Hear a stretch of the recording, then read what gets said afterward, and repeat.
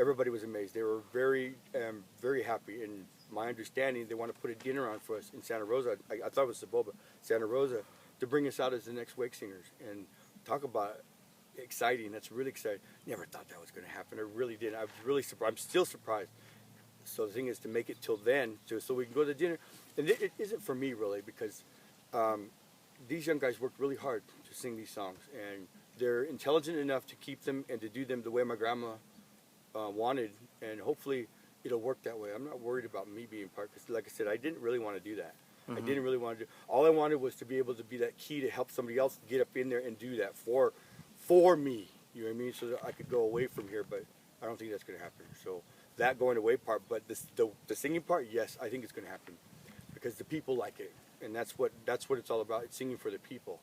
And the two guys, Steve and Mike, that you sing with, you guys you did wake songs for your grandma, and are you guys bird singers also, or? Yes. Okay, and could you explain a little bit like the bird songs? Because I remember you having the conversation with you, and you were talking about some of the bird songs were kind of your history, kind of how the peoples that are the Cahuilla now went, and was the story you told me where the birds flew around the country, was it 3 times, and they ended up finding the pass and desert and mountain, found that this is the area that they liked.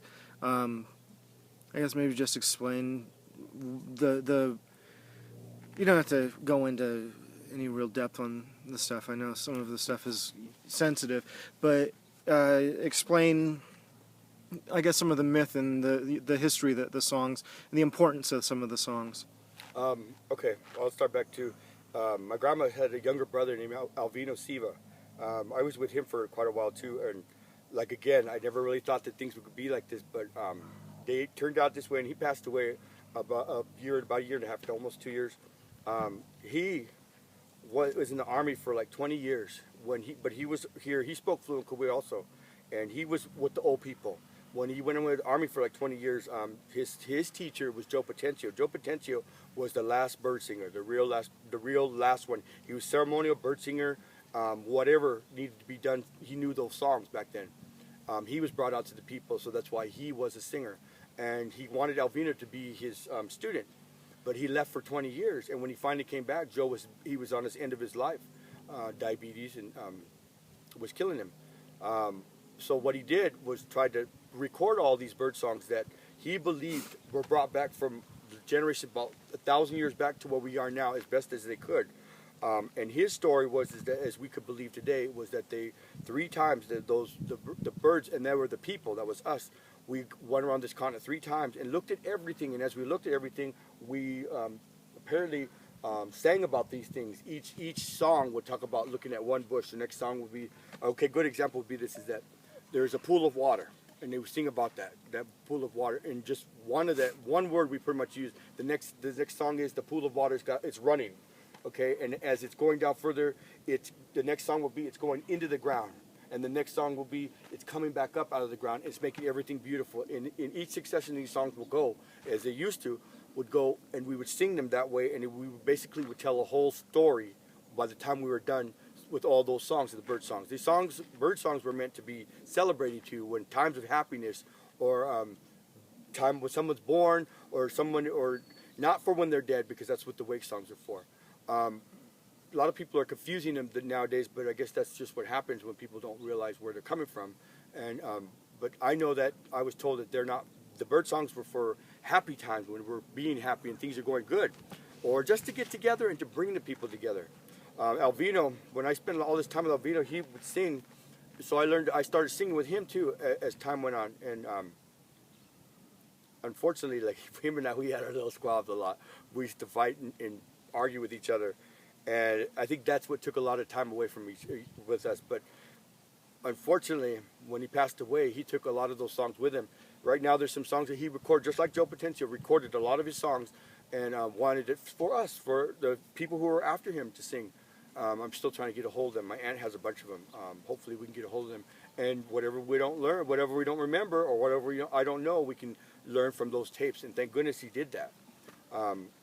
It was something else though when Alvino was around. The only thing we got now is the cassette tapes, the VCR tapes, or whatever everybody else has recorded from these doings here at this museum. The bird songs to me now actually are really neat, but what's more important now is those wake songs to me right now, because that carries a lot more weight than the bird songs. Yeah. The bird songs are more of a history where... Of the travels of Yeah. the old people. And the wake songs are... They more kind of like a religious kind of rite? No, this is what I was told about the wake songs. It's our cosmology, it's our creation, it's our beginning of how the world, the universe came to be. It starts that way. If there's a body there, it starts with 10 songs that we tell the body what to do.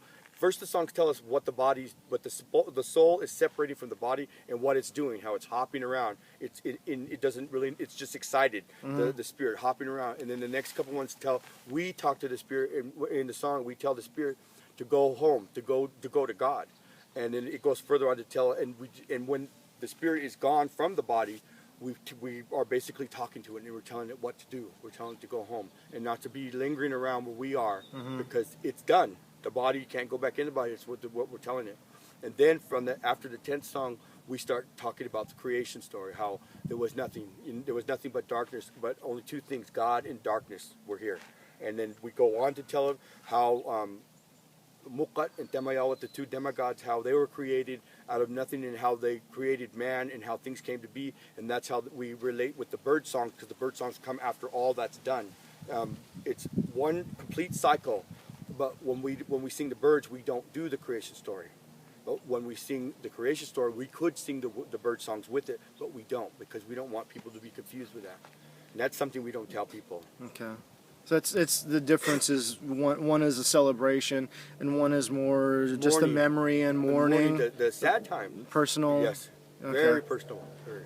And I know you guys just did this, and you mentioned Santa Rosa earlier. Is Santa Rosa reservation or? Yeah. Okay. And so you guys are being, it's not even honored. It's a huge honor to be given. Or not even be given, you're being recognized by other tribal members as being the next, carrying on the tradition of singing the wake songs. As young people being capable of. You're being recognized by being recognized by your peers and elders, and people tribal elders who, they've been around and they know that for them to recognize us as being capable of singing at wake. That's it's what a lot of people want right now, and they're striving to want to be this and that. But the reality is that it's not up to me, it's not up to you, it's up to the people, it's up to the old people who decide and say, we want you to be the singers for the next person that will pass away, and when it happens, we'll call you, and you come to this place and you sing for them. But the thing about that is the way it's supposed to be, because now there's 3 men, and it was only 1 woman before. It took 3 of us to do what my grandma did all these years. My grandma did all by herself. The thing is about a wake singer is that we're not supposed to work. We're not supposed to do anything. All we're supposed to do is take care of ourselves and make sure we survive. And when we need something, we ask the people. We're hungry. Can somebody bring us some food? Or we need some gas to go here or there. The people are supposed to take care of us. That's the way it's supposed to be. But if we let us do that kind of stuff, we'll just act silly. You know what I mean? Nowadays. Yeah. But the reality for that is that we don't do that. We'll take care of our own business too. And whatever comes our way now. You know what I mean? Because that's the way that it was supposed to be back then. Yeah. Anything we needed, the people supply it. It was so the wake singers traditionally would have served a purpose, kind of like you said you had shamans in your family also. So their job was to perform duties for the tribe. Yes. And that was no questions asked either. Yeah. To do it when they ask, we need to go.